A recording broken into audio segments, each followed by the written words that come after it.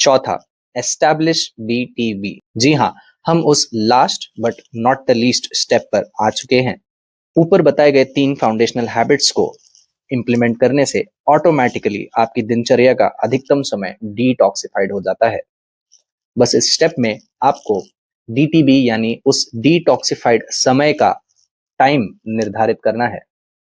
डीटीबी का time bracket initial phases में जब आप सीख रहे हो तो हफ्ते में 1 या 2 दिन से ज्यादा और हर दिन में 1 घंटे से ज्यादा नहीं होना चाहिए। ऐसा इसलिए किया जाता है क्योंकि अगर आप अपने स्केड्यूल में ड्रास्टिक डिसरप्शंस लाएंगे तो सक्सेस की पॉसिबिलिटीज कम हो सकती है।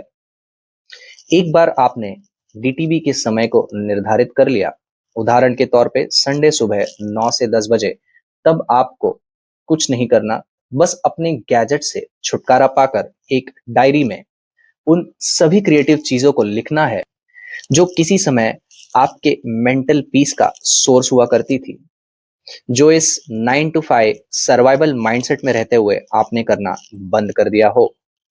आसान भाषा में ऐसी एक्टिविटीज जो कोट अनकोट कर्म ही फल लगे, यानी जिसमें रिजल्ट से ज्यादा प्रोसेस अच्छा लगे, ऐसी एक्टिविटीज को लिखना और आइडेंटिफाई करना जरूरी इसीलिए है क्योंकि इनको करते वक्त हम रिजल्ट ड्रिवन नहीं, प्रोसेस ड्रिवन बन जाते हैं और प्रोसेस ड्रिवन रहने से ही सक्सेस की गारंटी इंश्योर की जा सकती है। आप ये जानकर हैरान हो जाएंगे कि अधिकतम लोगों की लाइफ में प्रोसेस ड्रिवन होना ही उनके सक्सेसफुल होने का एक सीक्रेट था। उदाहरण के तौर पे painting, cooking, crafting, singing, cycling और बाइक राइडिंग और ऐसे वो सारी एक्टिविटीज जो प्रोसेस के माध्यम से ही हमें खुशी देती हो। दोस्तों, ऐसा करने से डीटीबी आपके सक्सेस के वर्जन को कामयाब बनने की नींव रखता है क्योंकि इन एक्टिविटीज को लिखने के बाद नेक्स्ट स्टेप में हम इन्हीं एक्टिविटीज को अपने डीटीबी जोन में प्रैक्टिस में लाते हैं। इन एक्टिविटीज को करने के साथ साथ डीटीबी जोन में हम इनके कमर्शियल एस्पेक्ट के बारे में सोचना शुरू करते हैं और एक बार इन एक्टिविटीज को आइडेंटिफाई करके आपने इनके कमर्शियल एस्पेक्ट्स को एक्सप्लोर करना शुरू किया तो शायद आप अपनी लाइफ में सैलरी और अपने एग्जिस्टिंग स्केड्यूल को बिना इम्पैक्ट किए एक एंजॉयबल और सेटिस्फैक्टरी एक्टिविटी को पनपने देते हैं जो आपके वर्जन की सक्सेस के आपको और नजदीक ले जाता है।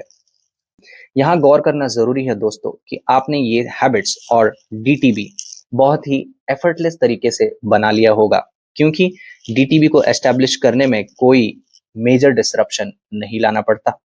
इन पॉइंट्स को और हैबिट्स को इंक्रीमेंटली इंप्लीमेंट कीजिए अपनी लाइफ में और डीटीबी एस्टैब्लिश करके अपने मस्तिष्क को दिशा दिखाइए और अपने आप को वो मौका दीजिए जो आपको इनेबल करेगा कि आप अपने सक्सेस को एक्सप्लोर कर सकें।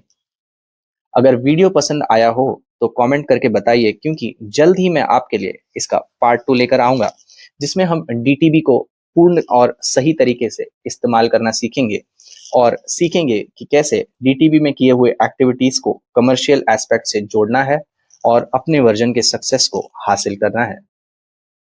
वीडियो की नोटिफिकेशन मिस ना हो इसीलिए सब्सक्राइब जरूर करें। धन्यवाद और आपका दिन शुभ रहे।